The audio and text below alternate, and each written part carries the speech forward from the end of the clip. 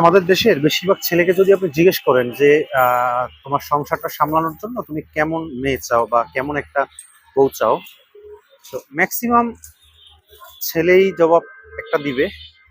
অর্থাৎ যারা জবাব দিবে তাদের কাছ থেকে বেশিরভাগ একটা জবাব বেশি পাওয়া যাবে, সেটি হচ্ছে তারা বেশিরভাগই বলবে যে আমি আমার মায়ের মতো সংসার গুছায় রাখতে পারে এরকম একটা মেয়ে চাই, বা আমার সংসারটা যেন গুছায় রাখতে পারে আমার মায়ের মতো।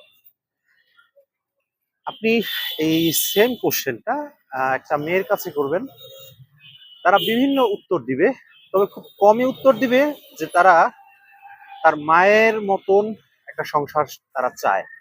অর্থাৎ তার মা যেরকম সংসার পরিচালনা করেছে তার সংসারটাও যেন সেরকম পরিচালনা করতে পারে, সেরকম একটা সংসার সে চায়। এর আসলে কারণটা কোন জায়গায়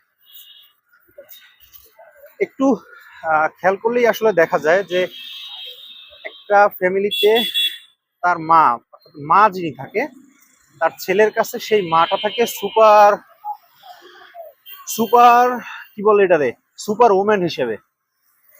অর্থাৎ একটা ছেলে তার মাকে যে দৃষ্টিভঙ্গিতে দেখে যে তার মা তার বাবাকে সামলাচ্ছে, তার বাবার সংসার সামলাচ্ছে, তার বাবার ঘর সামলাচ্ছে, তাকে সামলাচ্ছে, পাশাপাশি আহ, ঘরের অর্থনৈতিক যে ব্যাপারটা অনেক সময় সেটা সামলাইতে হয়।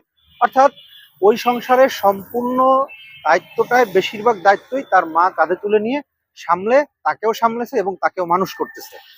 সেই হিসেবে সেই মাটা থাকে সেই ছেলেটার কাছে একটা সুপার উইমেন হিসেবে।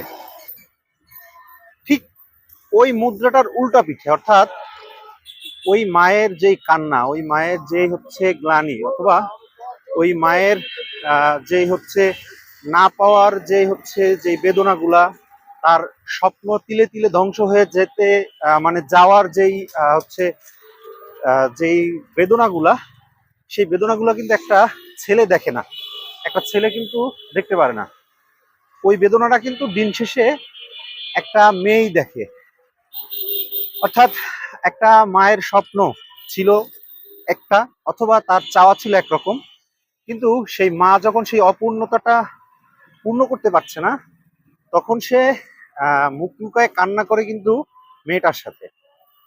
রাত্রেবেলা অনেক সময় মেয়েটার সাথে সে শেয়ার করে তার দুঃখের যেই দুর্বিষহ জীবনগুলো, কিন্তু ছেলের সাথে কিন্তু সে সেই শেয়ার করার সুযোগটা পায় না। ঠিক এই কারণে ওই মেয়েটা কিন্তু চায় না যে তার মায়ের সেই অপূর্ণতাটার মতো তার সংসারটাও হচ্ছে অপূর্ণতায় ভরা থাকুক। ঠিক সেই কারণেই আসলে ব্যাপারটা এমন হয়।